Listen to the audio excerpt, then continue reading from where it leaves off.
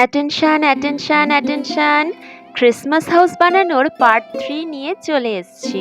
তোমরা অপেক্ষাতে ছিলে আমি জানি।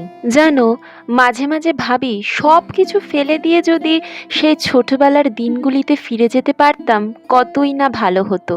খুব মিস করি সেই ছোটবেলার দিনগুলিকে, বিশেষ করে বৃষ্টির দিনগুলি, বাইরে অঝরে পড়তে থাকা বৃষ্টি, আমার আঁকার খাতা আর টিভিতে চলতে থাকা আমার সব থেকে প্রিয় কার্টুনটা।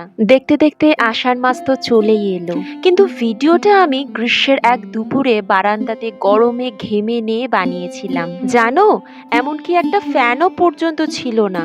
দেখো, কথা বলতে বলতে আমাদের ক্রিসমাস হাউসের অর্ধেকটা হয়েই গেছে, আর অর্ধেকটা পরের পার্টটাতে তোমাদের সাথে শেয়ার করব। পরের পার্টটাতে ছাদ ঢালাই হবে গো, খুব ইন্টারেস্টিং পরের পার্টটা।